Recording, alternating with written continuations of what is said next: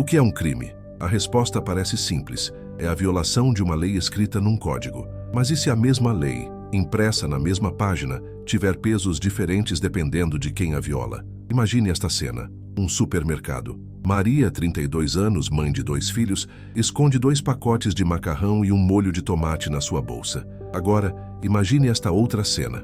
Numa capital a milhares de quilômetros, um empresário, o Sr. Alves, assina um aditivo num contrato, desviando milhões de uma obra pública. Ambos violaram a lei. Ambos cometeram um crime. Mas a sentença final que o sistema lhes deu revela uma verdade desconfortável sobre a balança da justiça. Esta é a história de como a lei que prende uma mãe com fome é a mesma que solta um corrupto. Bem-vindo à última sentença, onde analisamos o que acontece depois do crime, quando a sociedade decide o preço de uma transgressão. Esta não é a história de 2 criminosos, é a história de um sistema com 2 pesos e 2 medidas. E de como a justiça, por vezes, é tudo menos cega. Para entender como isso é possível, precisamos primeiro conhecer Maria. Ela não é uma estatística. É o rosto por trás do que o sistema judicial brasileiro chama de furto famélico, o roubo motivado pela fome. Maria tinha perdido o emprego de faxineira há 3 meses.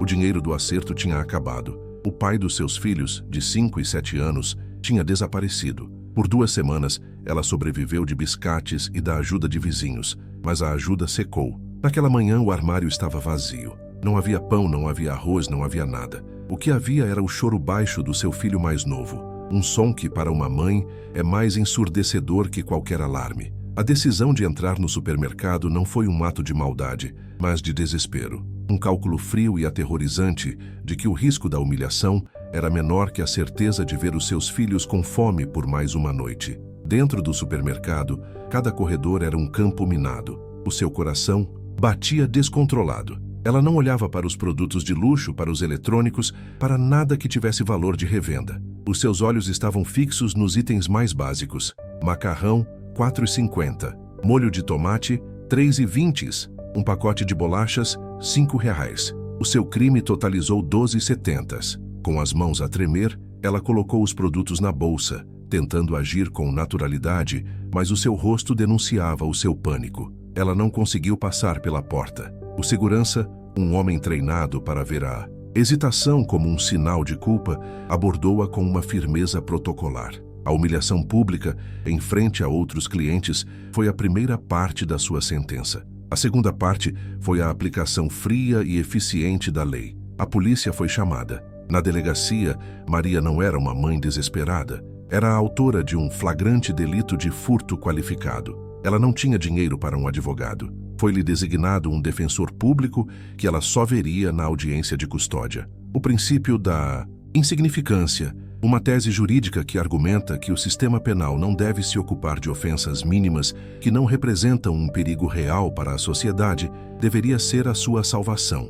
Afinal, o valor era irrisório e a motivação era a fome. Mas na prática, a aplicação deste princípio é uma lotaria. O juiz, vendo o ato não como um reflexo da desigualdade social, mas como uma quebra da ordem, decidiu pela sua prisão preventiva. Em menos de 24 horas, Maria, a mãe que só queria alimentar os seus filhos, estava numa cela superlotada, separada da sua família, com o seu futuro manchado para sempre por um crime de R$ 12,70. O sistema, para ela, funcionou com uma velocidade implacável. Enquanto a porta de uma cela se fechava para Maria, a milhares de quilômetros de distância, as portas do mundo dos negócios continuavam abertas para o Sr. Alves. Para entender a outra metade da nossa equação, precisamos conhecer o seu rosto. Ele não é um vilão de filme, escondido nas sombras. Pelo contrário, o Sr. Alves é uma figura pública, um empresário celebrado que aparece em colunas sociais e revistas de negócios. Ele é um gerador de empregos, um filantropo que doa para hospitais e patrocina eventos culturais. O seu rosto sorridente é o da respeitabilidade, o do sucesso. O seu crime, ao contrário do de Maria, não é um ato físico de desespero, mas um ato intelectual de ganância. O crime do Sr. Alves não acontece num corredor de supermercado, mas em salas de reunião com ar-condicionado. Não envolve o furto de objetos, mas a manipulação de documentos. através de um esquema sofisticado de superfaturamento em contratos para a construção de uma nova ala de um hospital público, a sua empresa desviou milhões de reais. O dinheiro não foi colocado numa bolsa, mas movido através de uma rede de empresas de fachada e contas em paraísos fiscais. O seu crime é abstrato, quase invisível. As suas vítimas não são um gerente de loja, mas milhões de cidadãos que nunca terão acesso aos leitos de hospital que nunca foram construídos com o dinheiro desviado. O dano que ele causa é difuso, mas imensamente mais profundo e vasto do que o de Maria. Quando a investigação contra ele finalmente começa, após anos de trabalho da Polícia Federal, o processo é radicalmente diferente. Não há prisão em flagrante. Ele é notificado discretamente. No dia seguinte, uma das mais caras e renomadas bancas de advocacia do país assume a sua defesa.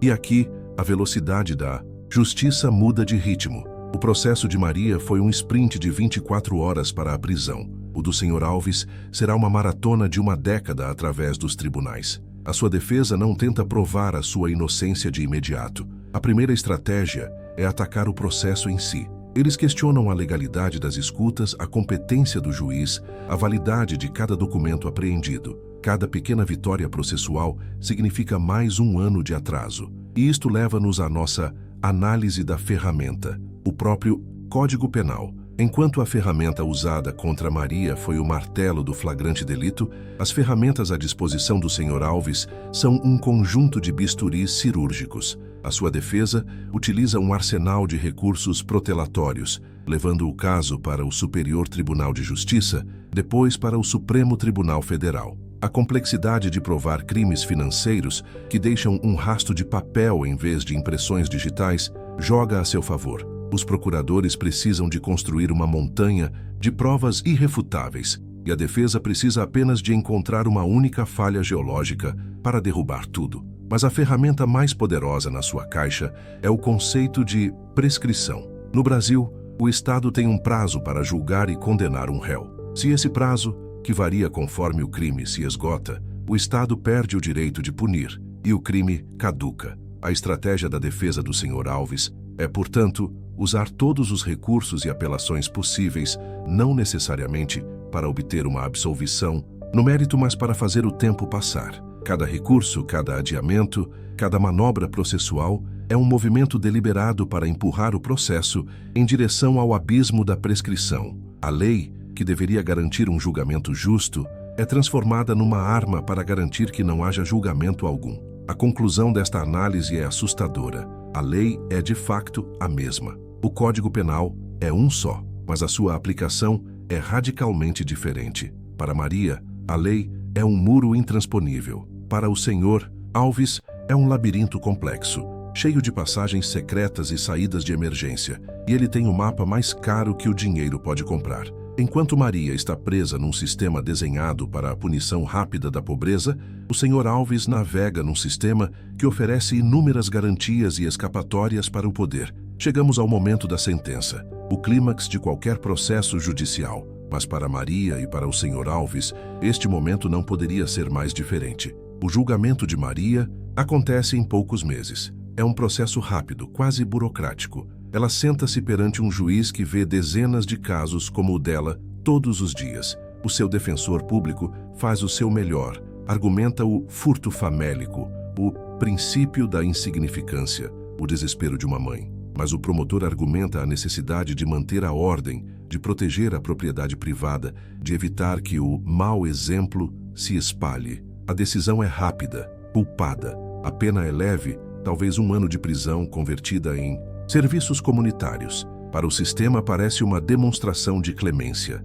mas a verdadeira sentença de Maria não é o serviço comunitário, é a mancha permanente na sua ficha criminal. Esta condenação torna-se a sua segunda prisão, uma prisão sem muros, mas igualmente eficaz. Com antecedentes criminais, ela não consegue um emprego formal. As portas que já eram estreitas, agora se fecham por completo.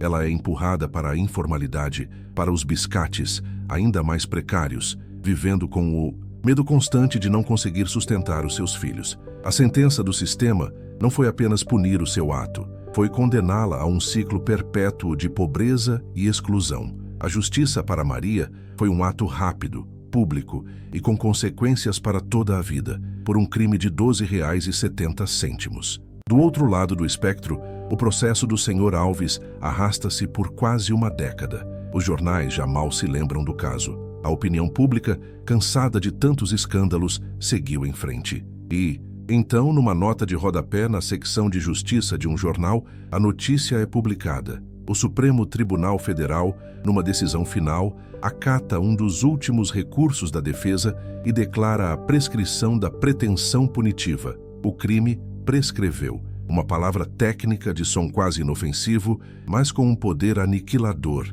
Significa que, pela demora do processo, uma demora habilmente construída pela sua própria defesa, o Estado perdeu o direito de o punir. Não há julgamento de mérito. Ele não é declarado inocente nem culpado. O processo simplesmente deixa de existir. No dia seguinte, o Sr. Alves concede uma entrevista coletiva. Ele fala em perseguição política, em tentativa de manchar a sua reputação. Afirma que a justiça foi feita e que ele finalmente pode virar a página.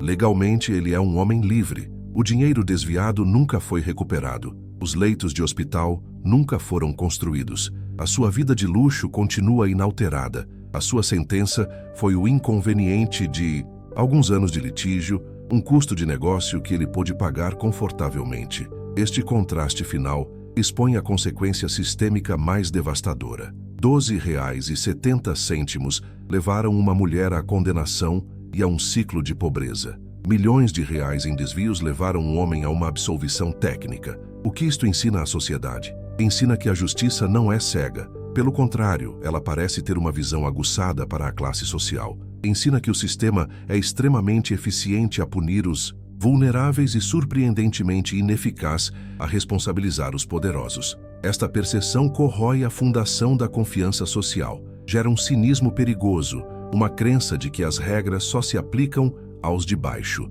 Se a lei que prende uma mãe faminta é a mesma que permite que um corrupto escape, então a lei deixa de ser um instrumento de justiça e torna-se um mero instrumento de manutenção do status quo. Chegamos então à nossa tese de conclusão. O título deste vídeo não é uma hipérbole, é o diagnóstico de um sistema com prioridades invertidas. A lei que prende uma mãe com fome é a mesma que solta um corrupto, porque, na prática, não é o texto da lei que importa, mas o capital econômico, social e político de quem está a ser julgado. O peso da lei não é determinado pela gravidade do dano causado à sociedade, mas pelo peso social de quem está na balança. A sentença final, a verdadeira última sentença, não é para Maria ou para o Sr. Alves. É para o próprio sistema de justiça, que, ao agir desta forma, se condena à irrelevância e à desconfiança pública. No final fica a pergunta: qual é o verdadeiro crime? O ato desesperado de uma mãe